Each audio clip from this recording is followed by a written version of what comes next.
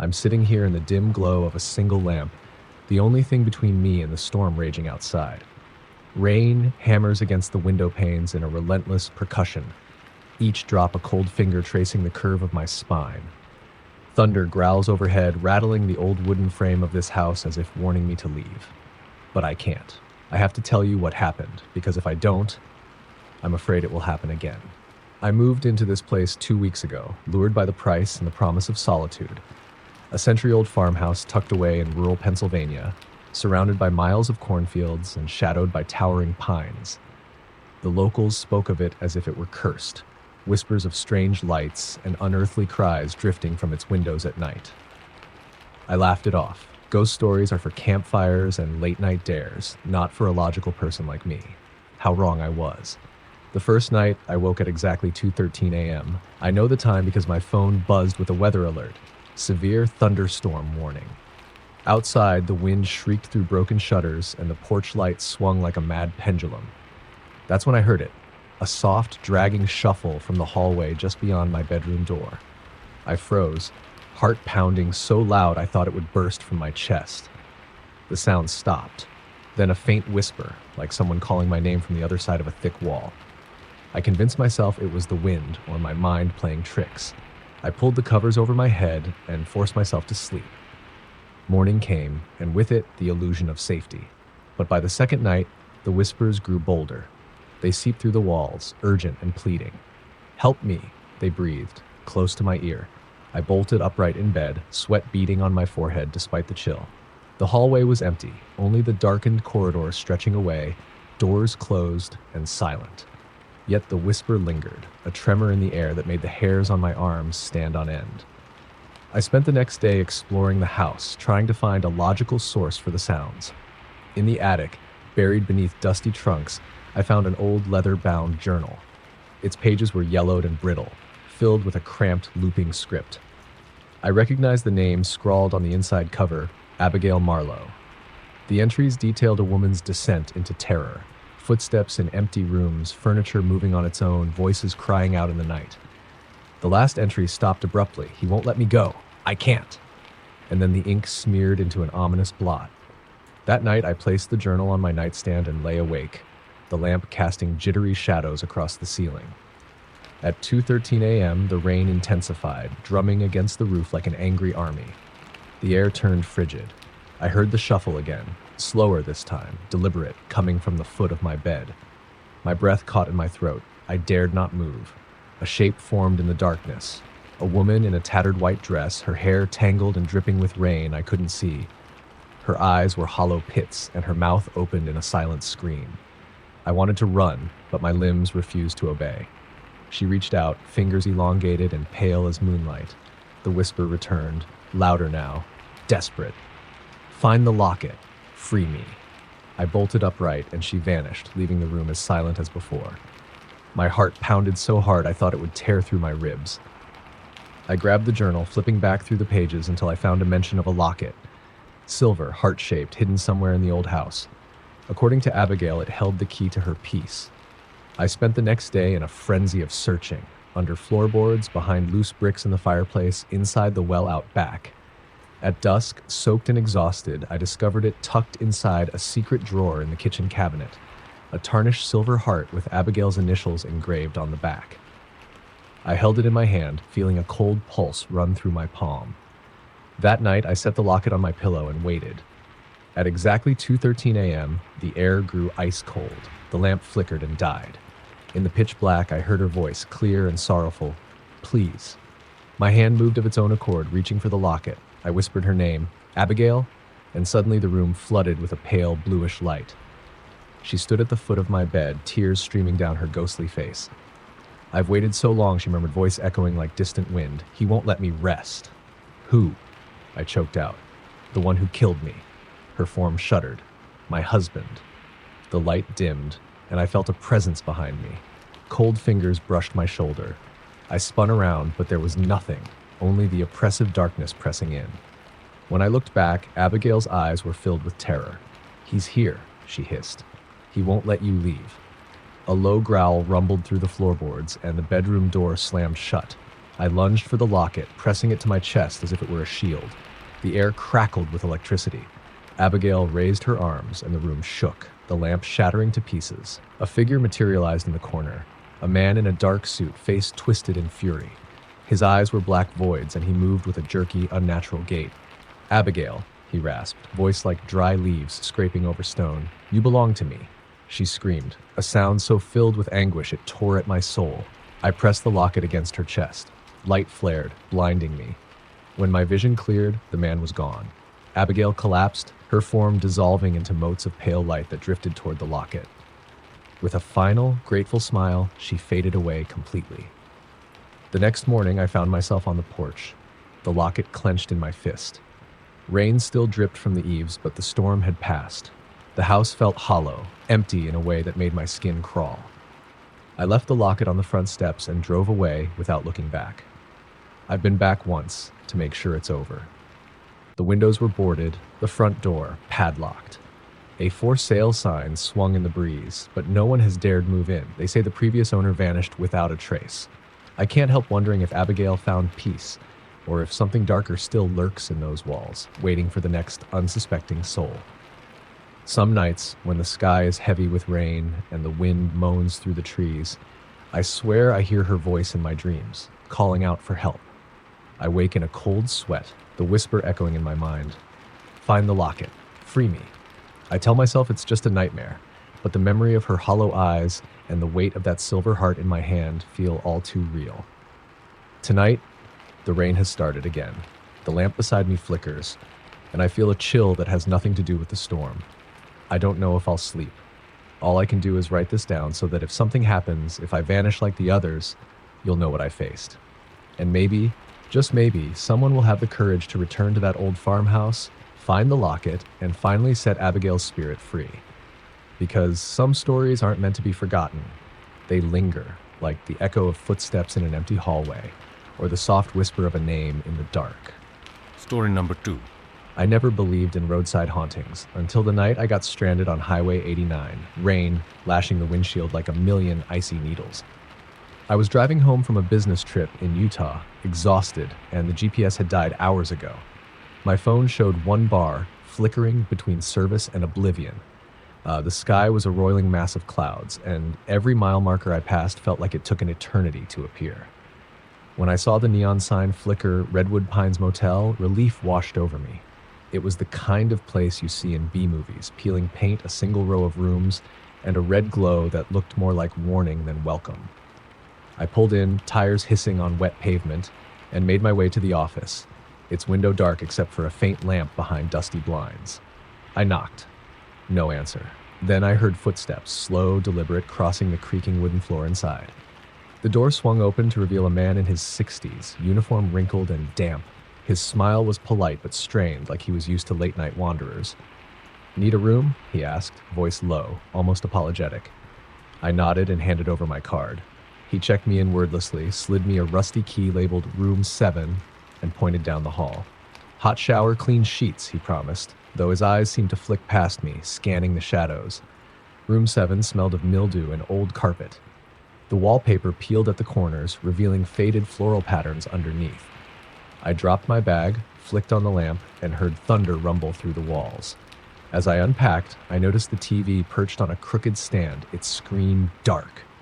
I clicked the remote, and static hissed before tuning to a local news station. A weather alert scrolled across the bottom. Flash flood warning. Heavy rains continue overnight. I shrugged it off. I was tired. I needed sleep. I peeled off my wet jacket and stepped into the bathroom for a shower. The water sputtered, then roared to life, scalding at first before cooling to a soothing warmth. I closed my eyes, letting the water wash the road grime away. That's when I heard it, a soft humming, barely audible over the shower. It sounded like a lullaby, off-key and sorrowful. I froze, water streaming down my face. The humming stopped. I waited, heart hammering, but only the patter of rain answered. I shook my head. Imagination, exhaustion. I finished quickly, toweled off, and crawled into bed, pulling the comforter tight under my chin. At 3:07 a.m., I woke to the TV clicking on by itself. The screen glowed with static. I reached for the remote, but it slipped from my hand. Then I heard footsteps in the hallway. Slow, dragging, coming closer to my door. My breath caught in my throat. The footsteps paused right outside. I lay motionless, staring at the doorknob. It rattled once, twice, then silence. I must have dozed off because when I woke again, the TV was off and the hallway was quiet. My phone buzzed with a text, "Where are you?" from my wife. I thumbed a reply, "Safe at a motel. Be home tomorrow." I pressed send, but my heart wasn't in it. Morning light filtered through the curtains in a sickly yellow glow. I threw back the covers and padded to the door. The hallway was empty, the carpet damp under my socks. As I passed room 6, I saw something on the floor, a single white rose, its petals pristine against the threadbare carpet. My pulse spiked. I backed away, looking around. No one in sight. I returned to the office to check out, but the desk was empty. The door behind it was ajar, revealing a cluttered back room stacked with old newspapers and motel records. I stepped in, heart thudding, and noticed a guest ledger on a dusty shelf. I flipped it open to last night's entries. My name was there, room 7, one night, but below it was another entry, written in a spidery hand. Miss Evelyn Clark, room 6, checked out at 3:15 a.m. I frowned. Room 6. That was next to mine. I hadn't seen anyone else last night. My skin prickled. I looked back at the rose. It felt like a warning. I decided to leave immediately. I hurried back to my car, rain still drizzling, but the engine wouldn't turn over. I turned the key again and again, each click echoing in the empty lot. I pounded the steering wheel in frustration. Then I heard it, a soft sobbing coming from the darkness beyond the row of rooms. I grabbed my flashlight and edged toward room 6. The door was slightly open. I hesitated, then pushed it wide. Inside, the room was immaculate. Fresh linens, a small vase on the nightstand holding a single white rose. The bathroom door was closed. I heard the sobbing louder now, muffled behind the door. "Hello," I called, voice trembling. "Is someone there?" The sobbing stopped. Silence. Then the doorknob rattled. I backed away, but my foot caught on something. I looked down, a Polaroid photo lying face up. I picked it up and my blood ran cold. It showed the room exactly as it was, but in the bed lay a pale woman, eyes wide open in terror, clutching the white rose. And beside her, standing in the doorway, was me, staring at her, camera in hand. I dropped the photo. The bathroom door swung open with a creak, revealing a woman in a nightgown, her hair long and dark, plastered to her face. Her skin was deathly pale, and her eyes were hollow wells of black. She stared at me, expression unreadable, clutching a rose in one hand. I stumbled back, heart hammering. The woman stepped forward, and I saw the bed behind her.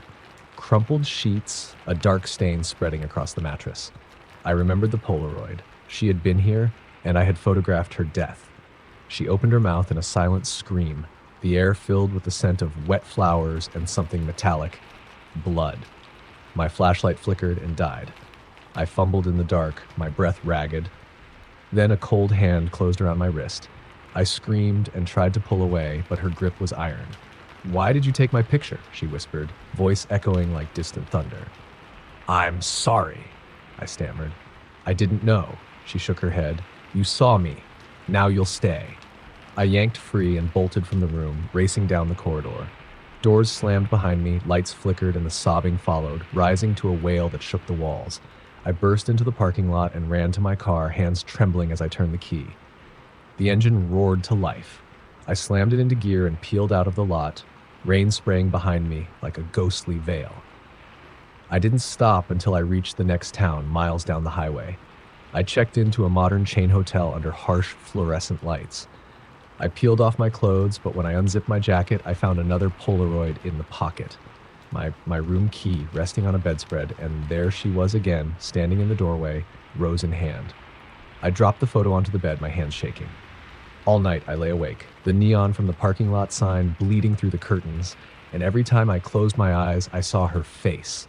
Hollow eyes, dark hair plastered to her cheeks, rose petals slick with rainwater, and something darker. I tried to call the motel, but the number was disconnected.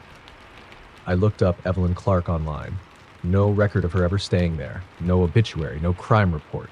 It was as if she never existed, except in that Polaroid. I packed my things at dawn and left without looking back. The highway stretched ahead, straight and empty, but every mile I drove felt haunted by her presence. I kept the Polaroid in my glove compartment, afraid to throw it away. Sometimes, when I'm stopped at a light, I glance over and half expect to see her standing beside the car, rose in hand, waiting to claim me.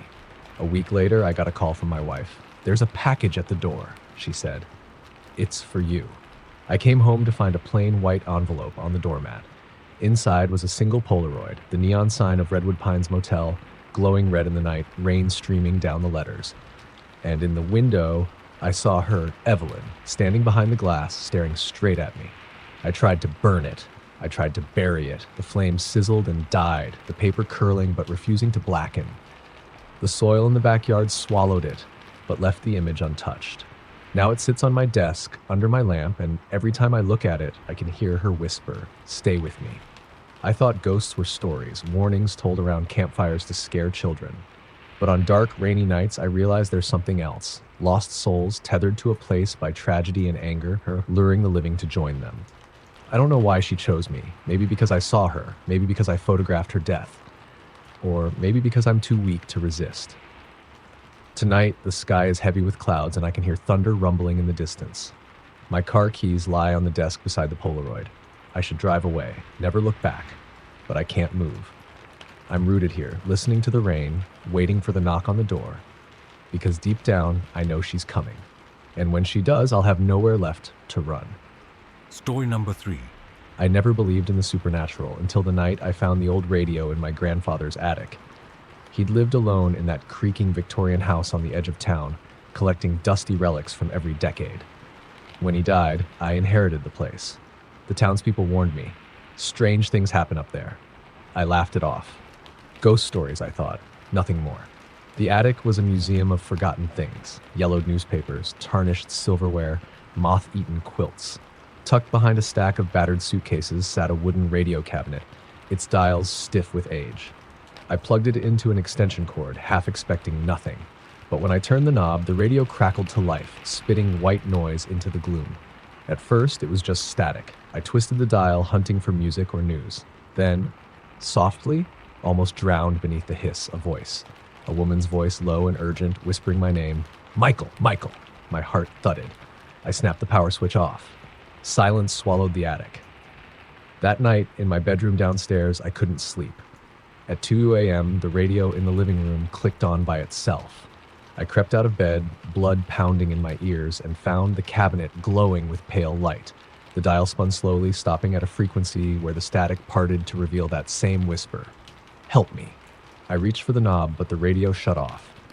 I dashed back to my room, slammed the door, and pressed my ear to the wood. The voice followed me, muffled, desperate.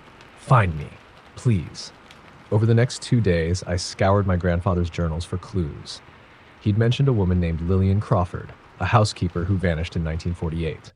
Rumor was she'd been murdered, her body hidden somewhere in the house. I'd always assumed it was small-town gossip, until I found a yellowed photograph tucked in his desk drawer. Lillian, smiling politely, standing beside the radio cabinet. That night, I took a flashlight and climbed into the attic. My breath fogged in the cold air as the storm outside rattled the roof.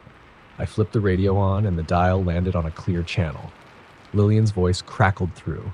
"Under the floor, by the furnace."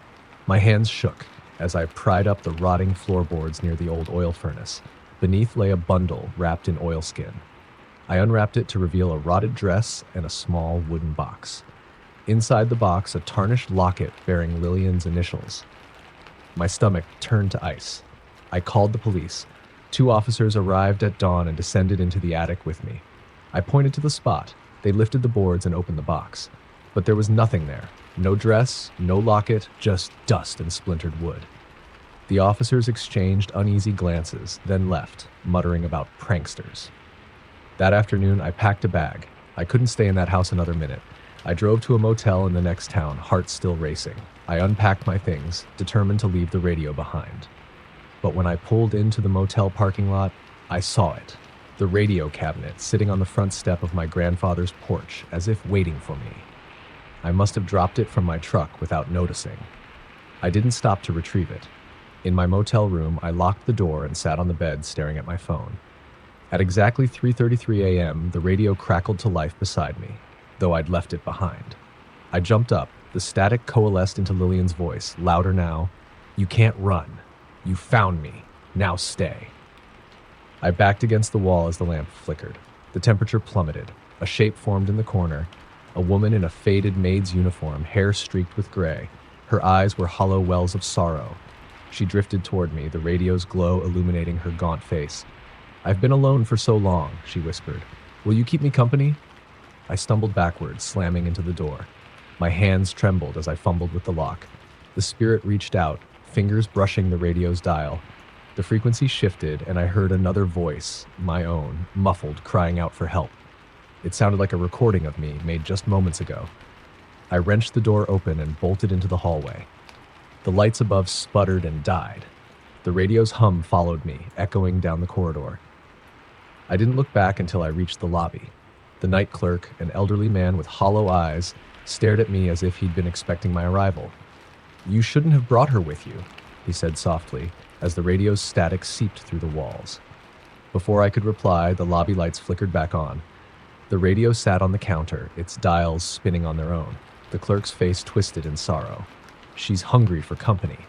I turned and ran, bursting through the motel doors into the pouring rain. I didn't stop until I reached my car. I fumbled with the keys, hands slick with sweat, and drove away without looking in the rearview mirror. Now I'm back in my apartment, but I can't escape her. The radio hums in my closet, though I never brought it inside. My phone rings at midnight with calls from an unknown number, and when I answer, I hear Lillian's whisper, "Michael." I packed the locket into my pocket, the one I thought I'd lost.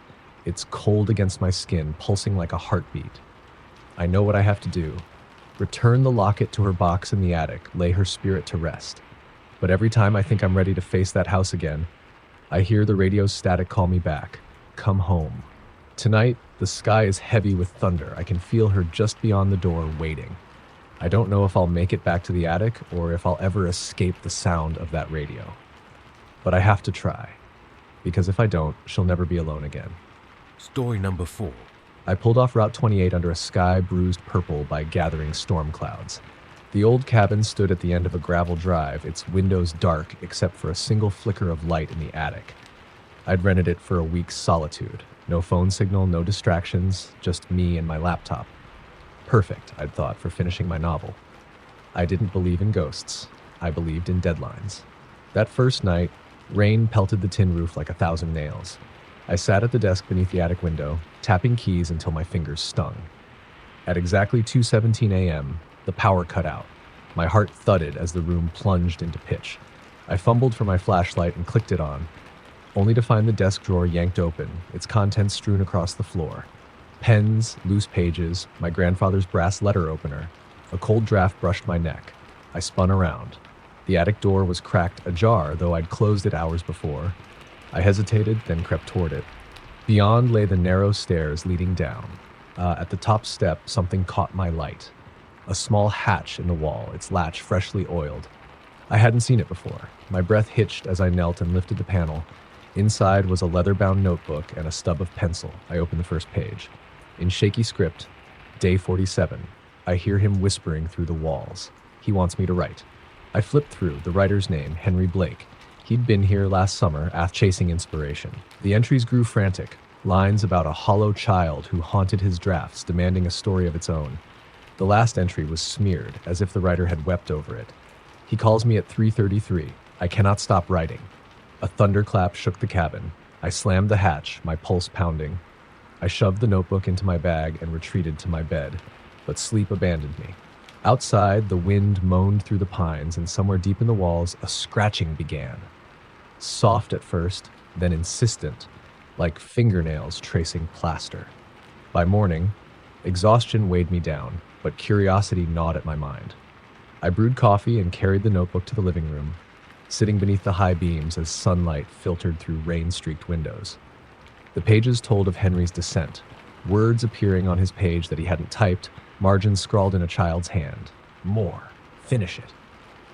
That afternoon, I found a broken pencil stub on the floor where I'd slept. I dropped it into the bag with Henry's notebook and went outside to clear my head. The forest was eerily silent. No birdsong, no rustle of squirrels, just the relentless drum of rain. Night 2 came with a vengeance. The storm intensified, and the power flickered every few minutes. I lit candles and sat at the desk, determined to ignore the notebook. At 3:33 a.m., a single candle guttered out. In the darkness, I heard it, a soft, deliberate scraping against wood. My flashlight beam darted across the room. On the desk lay the notebook, open to a blank page, and beside it, the pencil stub, sharpened to a perfect point. My blood ran cold. I reached for the notebook. On the page, new words curled in a childlike scrawl. I'm lonely. Write my story. I slammed the book shut, but the scratching continued, moving toward the attic door. It paused, then a low, childlike giggle echoed down the stairs. I bolted upright, breath ragged. The door swung open on its own, and a sliver of candlelight revealed a pale face at the top of the stairs, eyes empty hollows, hair matted with rain. Please. The voice was a whisper, barely human. Tell them. I stumbled back. The face vanished. The attic door thudded shut. I fled down the stairs and barricaded myself in the bathroom, phone in hand. No signal. I pounded the walls, screaming for help, but only the thunder answered. Dawn broke with uneasy calm. I crept downstairs, every nerve on fire. The notebook lay on the floor in the entryway, open to the last page. I read the scrawl, "You found me. Now finish it, or stay with me forever." I packed my bag without thinking. Rain slicked the porch as I stumbled into my car. I tore down Route 28, mud splattering my windshield until the cabin disappeared behind me. I didn't stop until I reached a diner in Phoenicia, where I sat trembling in a vinyl booth, sipping coffee that tasted like regret. Weeks passed. I tried to forget. But then the package arrived, a battered manila envelope with no return address. Inside, Henry Blake's notebook and my own scribbled pages, stories I never wrote. The pencil stub lay on top, sharpened again. My hands shook as I read the final line, in ink I'd never touched. He's hungry for words. You owe him your ending. That night, rain tapped against my apartment windows. I lay awake, heart hammering, listening to the scratch of pencil on paper from the other room. I knew the notebook was open on my desk, the pages blank, waiting. I tried to resist, but sleep dragged me toward it. And when I woke, I found my hand curled around the pencil, writing words I didn't remember forming. I don't know how long I'll last. The storm outside is growing fiercer, and with every flash of lightning, I see that hollow child's face pressed against the glass, beckoning me. The words flow across the page, a story I cannot stop telling. I thought I could escape the cabin, leave the notebook behind, but some doors don't stay closed. And now I understand. He doesn't just want his story told. He wants me. Story number 5. I was almost home when I saw her. The windshield wipers slapped the rain aside in frantic sweeps, but I still caught that flash of white on the shoulder of Route 72, just past the old timber bridge where the road dips into darkness. I slowed to a crawl, heart pounding, convinced it was a trick of the headlights. But there she stood, drenched in a tattered wedding dress, her long dark hair plastered to her cheeks. She raised an arm, thumb out, as if hitchhiking. My rational mind screamed at me not to stop. Late-night hitchhikers on a stormy road were a recipe for disaster. But something about her made me slam on the brakes. I killed the engine and rolled the window down. "Hey, are you okay?" I yelled over the roar of rain. She didn't answer. She just slid into the back seat, water dripping onto my leather. I jumped, heart in my throat. "Jesus, how did you?" I fumbled for the door lock. Her eyes were wide and glassy, pale as a winter moon. She stared straight ahead, silent. "Where are you headed?" I asked, my voice trembling. Lightning flashed, illuminating her face for a split second, hollow cheeks, lips stained red as blood. She whispered, "Willow Creek exit." Her voice was soft, almost a sigh. I glanced at the GPS, 10 more miles to the next exit. "You sure?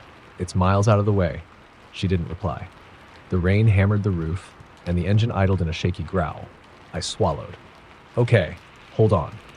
I merged back onto the highway. The road stretched before me like a slick ribbon of obsidian. Every shadow seemed to twist and slither. I stole glances at the rearview mirror. She sat motionless, face turned toward the back window, watching the dark. At mile marker 81, the exit sign loomed, Willow Creek, 1 mile. My heart seized. That stretch of highway was infamous. Local legend said a bride died there in a crash 50 years ago, her ghost still wandering the rain-soaked shoulder. I shook my head. Ghost stories were for tourists. But I eased onto the exit ramp and slowed to a stop under a flickering street lamp. I glanced back. The back seat was empty. My chest tightened. I clicked on the interior light. Water pooled on the floorboards. I leaned forward and saw it on the seat. A single white rose, petals pristine despite the storm. I stepped out, rain soaking my jacket, and looked around. No footprints in the mud. No sign of her. I picked up the rose, its stem slick. I held it up to the lamp. The petals glowed in the dim light, and for a moment I thought I heard soft weeping on the wind. I dropped the rose into the puddle and ran to my car. I slammed the door and locked it, hands shaking as I fumbled with the ignition. The engine roared to life, and I sped back onto Route 72, rain blurring the road into a smear of gray.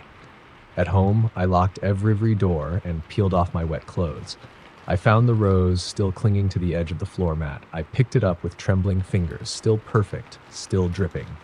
I set it in a vase on the kitchen table, then sank into a chair, trying to calm my racing pulse. I searched online for Willow Creek Bride accident. The first result was a faded newspaper clipping from 1973. Local bride killed in highway crash. The story said a young woman named Eleanor Hayes was driving home from her wedding reception when her car hydroplaned on the bridge and plunged into the creek below. Her body wasn't found until days later, tangled in the reeds. The photograph showed her in a wedding gown, face half submerged, eyes closed. My hands went numb. The rose trembled in my grasp. I shut my laptop and stumbled to bed, nightmares already forming in the dark. At 3:03 a.m., the bedroom light snapped on. I bolted upright. The room was empty, but I heard soft sobbing in the hallway. I grabbed my phone and flicked on the flashlight. The beam cut through the gloom, landing on the vase in the living room. The rose lay shattered on the floor, petals strewn like snow. I crept forward, every nerve alight. The sobbing stopped. Then a whisper, "Thank you." My blood ran cold. I spun around, phone light swinging. At the edge of the beam stood a figure in a wet wedding dress, hair dripping, eyes dark voids. She stared at me, expression unreadable. I froze. She lifted a hand, pale fingers curling. "Drive me home," she whispered. I shook my head, backing away. You're Eleanor." Her lips curved into something like a smile. I tried, but I never made it. The air grew icy. My breath formed clouds. I realized with a jolt that I'd left the windows wide open. Rain spattered the hardwood floor, pooling around her feet. I stammered, I brought you to the exit." Her eyes flicked to the shattered rose. "You did," she said softly, "but I'm still lost." I swallowed. "You belong by the creek." She tilted her head. "Take me back." I didn't hesitate. I raced to the front door and fumbled with the lock. She glided past me, silent as mist.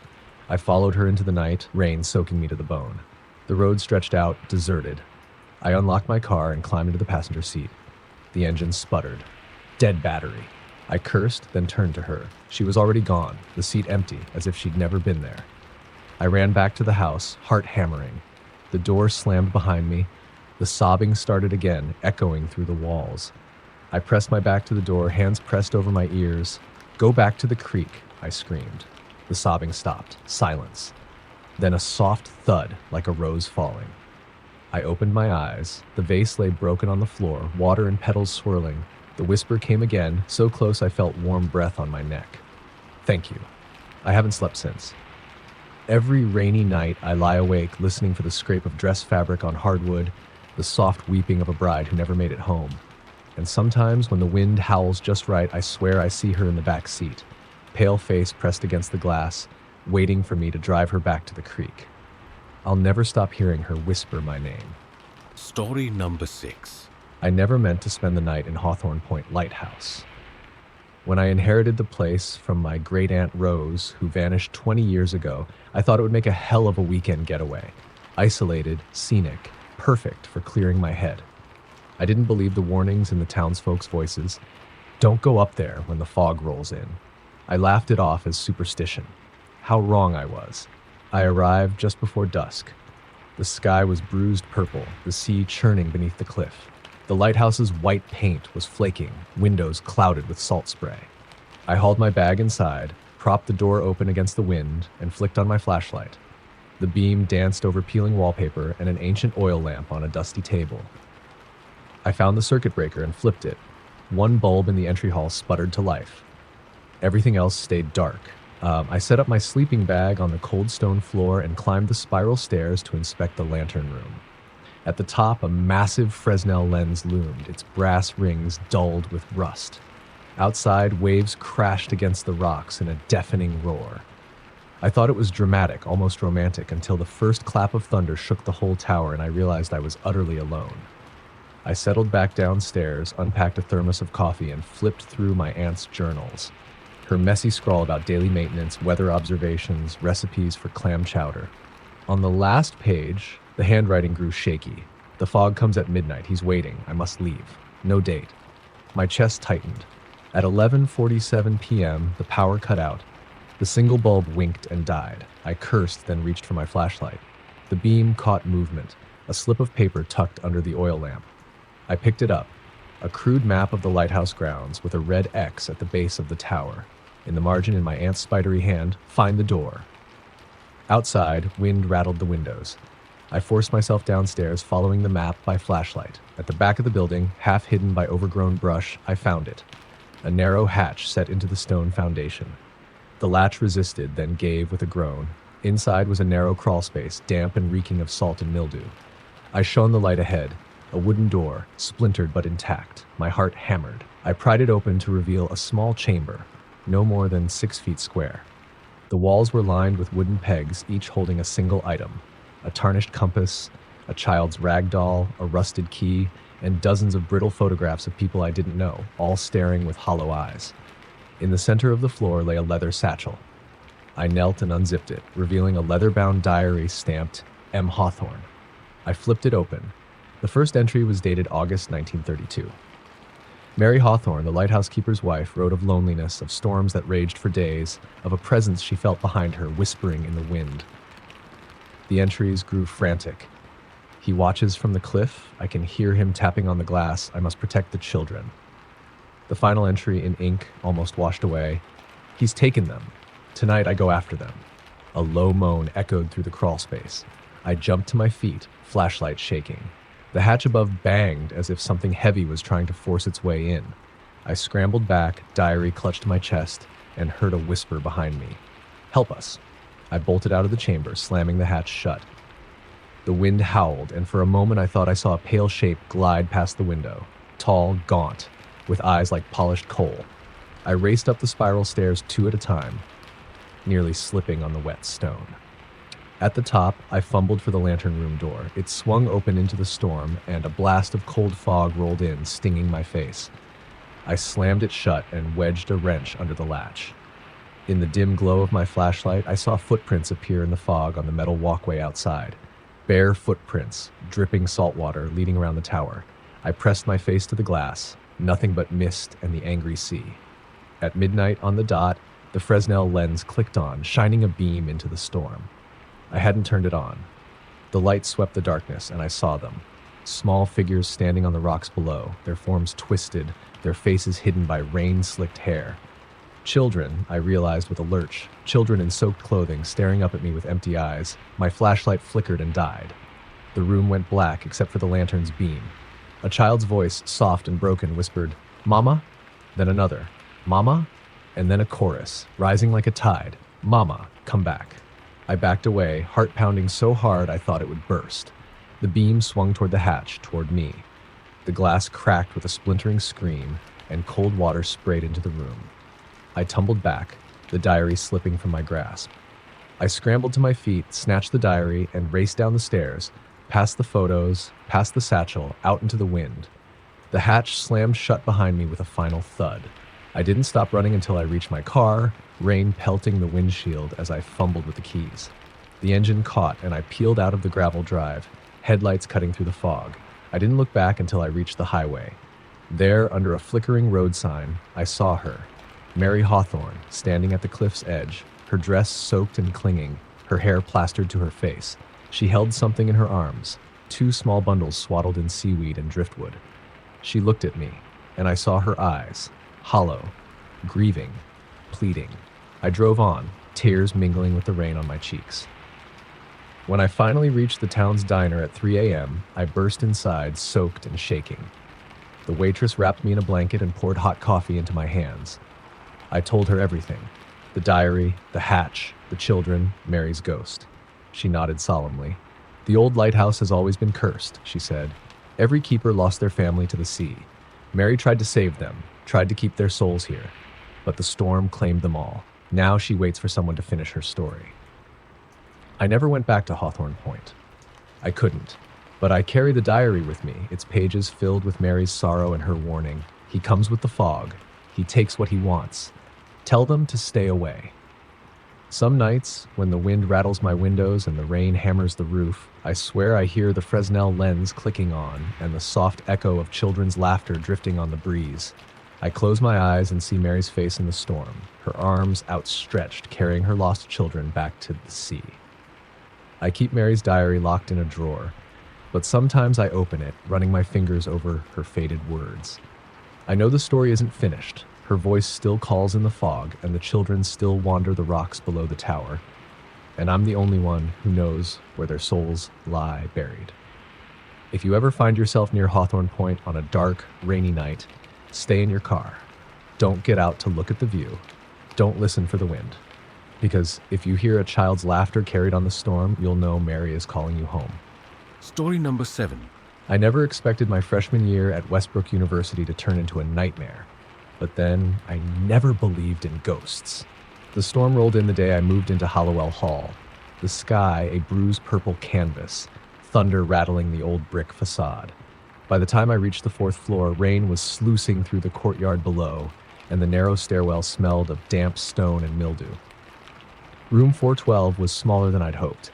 2 twin beds, 2 desks, a shared sink, and a single flickering fluorescent bulb. Above the empty bed hung a sepia-toned photograph of a young woman in a 1920s dress, hands poised over a grand piano. A brass plaque read, "Eleanor Marsh, Class of 28. I shrugged. Old dorms have quirks. That night at exactly 2:22 a.m., the piano in the common room below began to play. No living soul sat at the keys. It was a slow, mournful waltz that echoed up the corridor like a scream. I pressed my back against the door, heart hammering until the final note faded. The hallway was empty. The next evening, the bulb above my desk sputtered and died. My phone's flashlight revealed a sheet of yellowed music paper on the floor, the score to that same waltz, titled Eleanor's Lament. In looping script at the bottom, 3 words, "Play me now." I yanked the paper free and shoved it into my bag, but when I woke the next morning, it had vanished. By night 3, the disturbances grew bolder. My desk drawer slid open on its own. A whisper, soft as moth wings, brushed my ear. "Finish it." I bolted upright in bed, flashlight trembling in my hand, but the room was empty. Rain lashed the windows. Somewhere a door creaked. Determined to find answers, I explored the attic. Behind dusty trunks, I discovered an upright piano, its keys chipped and yellowed. Above it, a painted portrait of Eleanor Marsh, identical to the photograph in my room. On the floor lay a leather-bound journal. I flipped it open. Entries dated 1928 in Eleanor's neat hand. She wrote of the pressure to master the waltz for her final recital, of a cruel professor who demanded perfection. The last entry, ink smeared with tears, read, "He says I must be flawless. If I fail, he will claim me." That night, I climbed to the attic with the recovered sheet music. The lantern room atop the tower glowed through the fog, but up here it was pitch black. I set the paper on the music rack and sat at the piano bench, hands shaking. At 2:22 a.m., I struck the first chord.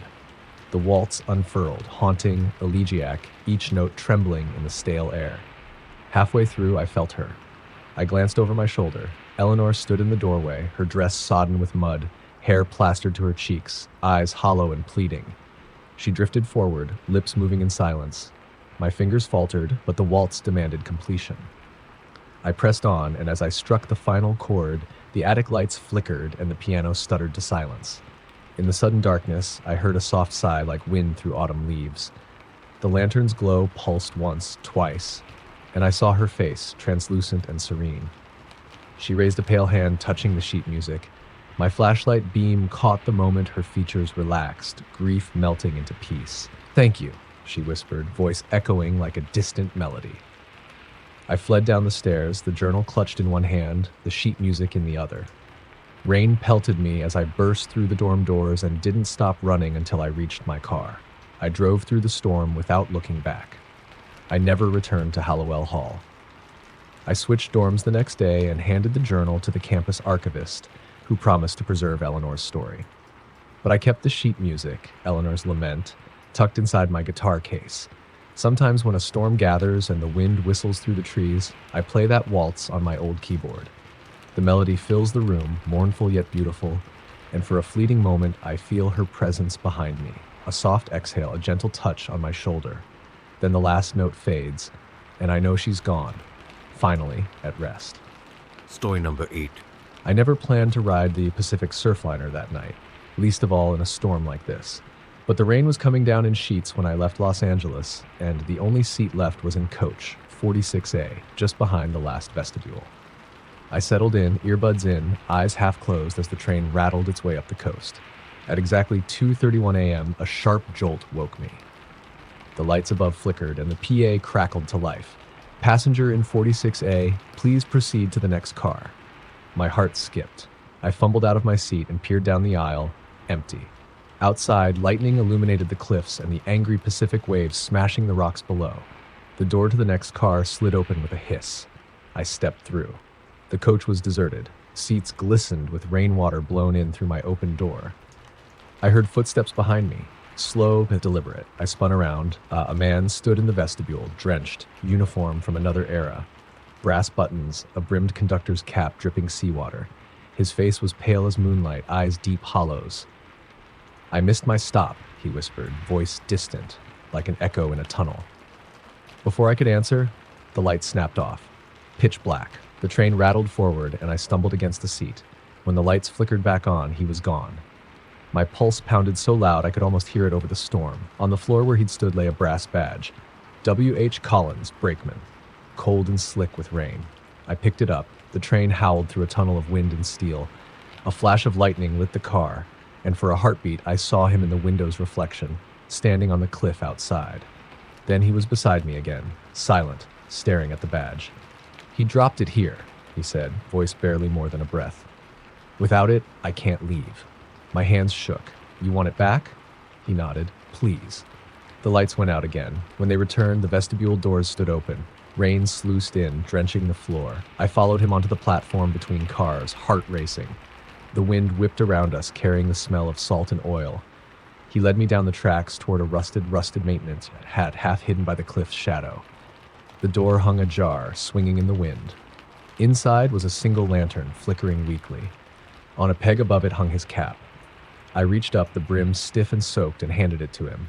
He touched the badge to the cap band, eyes closing as if in relief. "Thank you," he whispered. The lantern's flame steadied, glowing a pale blue. The shed's walls blurred and dissolved into mist, leaving only the empty cliff and the roaring sea. The train whistle blew. I sprinted back, climbed aboard just as the doors slid shut. The coach was warm and dry. The lights burned steady. In my lap lay the cap, brim bent, badge gleaming. I tucked them into my jacket pocket, hands still trembling. When we pulled into San Luis Obispo at dawn, I stepped onto the platform. The regular conductor tipped his hat as I passed. I kept walking, rain-soaked hat and badge safe in my pocket. Later that morning, I found the Pacific Surfliners lost and found. I handed over a little brass badge and a battered cap. The clerk peered at them, eyes widening. "These belong to W.H. Collins," she said softly. "Brakeman, 1942, died when the train derailed near San Diego." I felt my blood run cold. She slipped them into an envelope and handed it back. "They'll be reunited with his family." I walked out into a clearing sky. A single ray of sunlight broke through the clouds, glittering on the tracks. I heard, so faint I almost imagined it, the soft click of wheels and a distant call bell. I don't know if Mr. Collins ever found peace, but I like to think, somewhere in the fog, he's finally gone home. Story number 9. I never thought a night shift at Marshfield County Hospital could feel like stepping into a tomb, but that's exactly how it began. I'd signed up for the graveyard rotation as a nursing student, eager to prove I could handle anything. They warned me the old West Wing was unsettled. Rumors of strange noises, unexplained shadows. I smiled, shrugged it off as folklore, until I was alone in room 217. It was 2:06 a.m. when I wheeled my supply cart down the silent corridor. The overhead lights flickered, bathing peeling linoleum in a strobe of yellow and gray. The nurses' station was deserted. The other aides had retreated to the bright main wing. I'd volunteered to check on the overflow patients here. Just 2 recovering post-op cases, both asleep. Easy. Room 217's door creaked as I pushed it open. Mr. Jacobs lay under a pale sheet, breathing steady. I checked his vitals, refilled his water carafe, adjusted his pillow. Then I heard it. A soft sob, so low it could have been my imagination. I froze, listening. The sobbing stopped. I told myself it was the old building settling. I stepped back into the hall. At the nurse's station, the monitor's screen glowed with a single blip. No one was hooked up here. I frowned and moved closer. The screen flickered, static, then the face of a woman in a tattered nurse's uniform, eyes wild, mouth opening in a silent scream. I stumbled back as the screen snapped off. My heart pounded so hard I thought the other nurses would hear it through the walls. I raced to room 218. No patients there, just a wheelchair parked by the window, its wheels caked with dust. I leaned down and noticed a nameplate on the back. Nurse Evelyn Harper. My breath caught. That was the name of the head nurse who vanished from this very wing in 1947. They never found her body. I backed away, hands trembling, and heard the sobbing again, right behind me. I spun around. The corridor was empty, but the lights flickered faster, shadows dancing at the edges of my vision. I pressed my back against the wall and tried calling the station on my radio. No signal. My palms slicked against the metal rail. Then I saw her at the end of the hall. A figure in a stained white uniform, hair hanging in wet strands, face obscured by darkness. She stood perfectly still. I swallowed. Nurse Harper? My voice was a whisper. She didn't move. The sobbing rose to a keening wail, and the lights snapped off completely. My radio crackled once, then died. I fumbled for my phone's flashlight and clicked it on. The beam trembled as I swept it down the hall. The nurse had vanished. I backed toward room 217, desperate for a safe place. When I reached the doorway, I saw on the floor a pair of old-fashioned scissors, blades open as if dropped mid-cut. I knelt and picked them up, the metal cold as ice. My flashlight flickered, and I felt breath on the back of my neck. I whirled. Nothing. I dashed into room 217 and slammed the door. Mr. Jacobs stirred, murmuring in his sleep. I dropped to my knees beside him, heart racing. The scissors clattered to the floor. I reached for my radio again. This time it buzzed to life. All personnel, evacuate the West Wing immediately. Repeat, evacuate. The voice was distant, tinny, like a recording. I didn't wait. I bolted out of the room, the door swinging shut behind me. The hallway lights flickered back on, and I saw footprints in the dust, small nurse shoe prints, leading away from 217 toward the service elevator. I followed them, adrenaline sharpening my senses. The elevator doors stood ajar. Inside, the control panel was gone, wires hanging loose. I peered in. The shaft gaped into darkness below. And on the far wall, scrawled in what looked like old blood, "Help me." My stomach lurched. I backed away as the sobbing crescendoed into a howl that shook the walls. I fled down the stairs 2 at a time, each step echoing like a gunshot.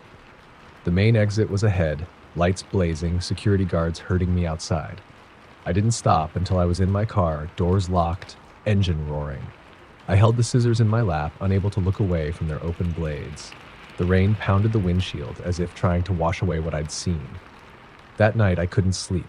Every time I closed my eyes, I saw her face, Nurse Harper's wild eyes, the twisted hallway, the elevator shaft. At dawn, I returned to the hospital to retrieve my bag. The guards looked at me like I was crazy when I asked about the West Wing evacuation. "No alarm sounded," they said. "We've had no issues up there." I shook my head and climbed into the elevator to the 4th floor. I needed to see for myself. The doors opened onto a spotless corridor, fresh paint, polished floors, no dust. Room 218 was gone. In its place, a linen closet. Room 218 had been converted to storage. The service elevator was decommissioned years ago. My blood ran cold. I backed out of the hallway and ran to the nurse's station. The monitor was on, showing a still image of the corridor, identical to the one I just left. And in the reflection of the screen, I saw her, Nurse Harper, standing behind me, eyes empty, mouth opening in a silent scream. I spun around. No one was there. I fled down the stairs, the echo of my footsteps swallowed by the building's hush. Outside, the sun had broken through the clouds. I dropped the scissors on the sidewalk and ran to my car, heart pounding. I quit the rotation that morning. I can't explain what happened, how a wing that was supposedly shut for decades sprang to life just for me, how Nurse Harper reached through time to beg for help. All I know is that Whenever I hear the sound of footsteps in an empty hallway or the soft click of scissors opening, my skin crawls with the memory. They still talk about the West Wing at Marshfield County. Students whisper about shadows, strange noises, a phantom nurse who wanders the halls. I don't dare go back. But late at night, when the wind rattles my windows, I swear I can hear her voice in the darkness. Help me. Story number 10. I never should have bought that mirror at Mrs. Caldwell's estate sale. It was enormous. 6 feet tall, its frame carved with twisting vines and strange faces that seemed to leer at you in the dim light. The old woman selling it muttered something about keeping an eye on your soul, but I was enchanted. I hauled it home, propping it against the wall of my spare bedroom and admiring my reflection for the first time in months. That night, I woke at 2 a.m. to the softest scrape, like fingernails along wood. My ceiling fan hummed, but beneath it I heard breathing. I rubbed my eyes.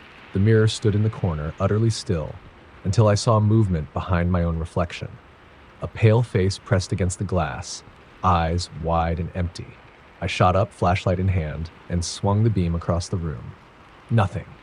The mirror's surface rippled like water, then settled. I convinced myself it was exhaustion, a trick of my half-waking mind. Over the next few days, the mirror began to draw me in. In daylight, it seemed ordinary, but after dark, its glass darkened to smoky gray, and I'd catch glimpses of things that didn't belong. Children playing hopscotch in a field of dead grass, a woman in a black dress staring from a distant doorway. Always at the same hour, 2:02 a.m., I'd wake to soft laughter, footsteps pacing just behind me, and the mirror's glass would glow with a sickly phosphorescence. I researched Mrs. Caldwell. She'd inherited the mirror from her grandmother, who lived in the house during the late 1800s. Local legend said the grandmother, Agnes Whitlock, lost her husband and children to fever, then fell into madness. She was found hanging in front of that very mirror, her face frozen in terror. Since then, every owner vanished or died mysteriously within a year. That night, determined to break the cycle, I covered the mirror with a thick blanket and bolted the door. I slept fitfully, dreams full of distant sobs and the scraping of nails on wood. At exactly 2:02 a.m., I bolted upright, heart hammering. The blanket was off the mirror. Moonlight pooled on the glass, illuminating a handprint too small for mine, smudged into the surface. The scraping sound came again, just behind me. I dared not turn. A whisper. Free us. My name on a breath. Michael. I fumbled for the light switch. The bulb exploded in a shower of sparks. In the darkness, the mirror pulsed with pale light.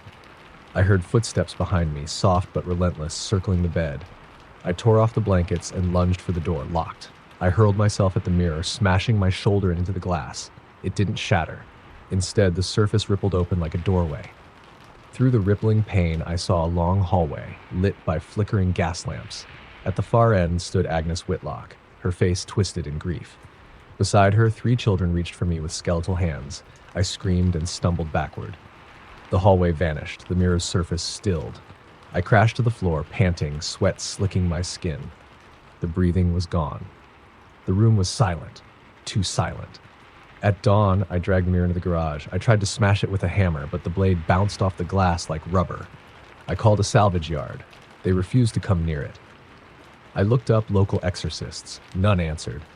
In desperation, I wrapped the mirror in plastic and stored it behind my lawnmower, vowing to deal with it in the morning. When I woke, the mirror was gone. In its place lay a small, dusty frame. The original photograph of Agnes and her children, all smiling, as if posing for a happy family portrait. The glass was cracked, but I recognized the faces, the hollow-eyed woman, the ghost children from my nightmares.